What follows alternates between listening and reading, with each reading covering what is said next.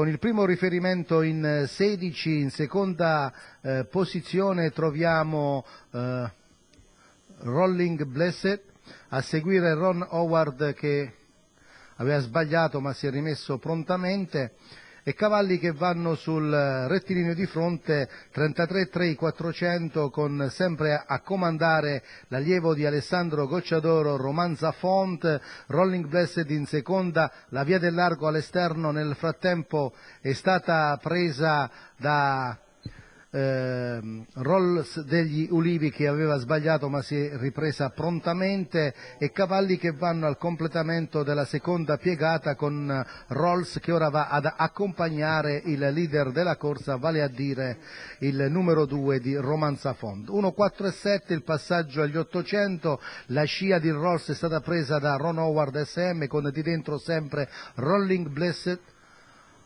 A seguire poi troviamo Russell Dete con di fuori Ramber Mile. Il primo chilometro va via in 1:19 e 7 abbondanti, si sono formate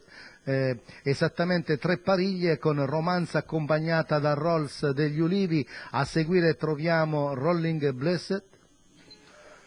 con in terza posizione sempre il numero 4 di Rolling che ha di fuori Ron Howard SM. Cavalli che vanno sul rettilineo di fronte con Romanza che per il momento sembra aver scrollato di dosso Rolls degli Ulivi, allunga gradatamente l'allievo di Gocciadoro con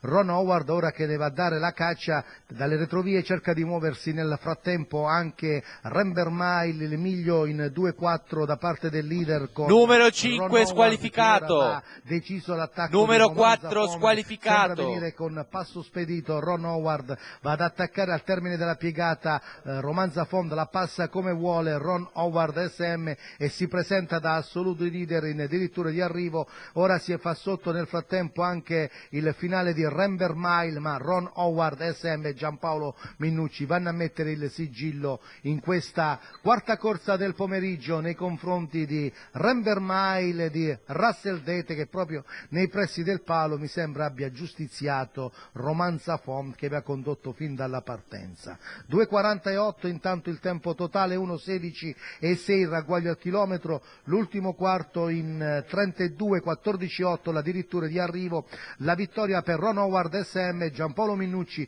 numero 3 dello schieramento, al secondo posto il numero 6 di Ramber Mile, a precedere il numero 1 di Russell Dete, terminati nell'ordine.